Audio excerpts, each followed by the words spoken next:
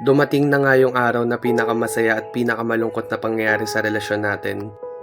Masaya dahil matutupad mo na ang isa sa mga pangarap mo. Malungkot dahil magkakalayo tayo at matatagalan bago ulit magkita.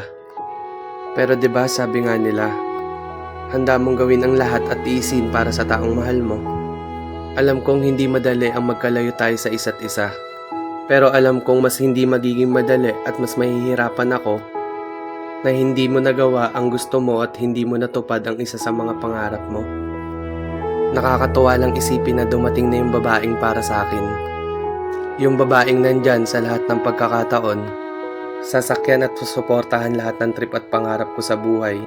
Yung walang pag-aalinlangan at panghuhusga kahit ano pa yung nakaraan ko, at kahit alam niyang marami akong pagkukulang, magtatama ng mga mali kong desisyon, at hindi ako iiwan sa mahirap na sitwasyon.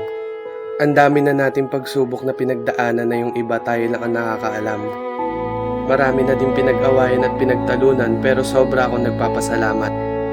Dahil sa kabila ng lahat, tayo pa din at ikaw yung pinagkaloob niya sa akin. Kaya dun pa lang sobrang panalo na ako. Bonus na lang kung matutupad natin yung mga pangarap natin.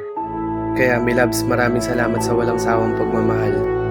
Makakaasa ka na hanggang sa pagbabalik mo at sa pagtanda natin, ikaw lang yung mamahalin ko. Aalagaan at proprotektahan ka hanggang sa pagtanda. Handang magpaka-Barbie kapag malungkot ka. Yayakapin ka kapag feeling mo napapagod at hindi mo na kaya. Mamahalin ka ng walang sawa at walang hanggan.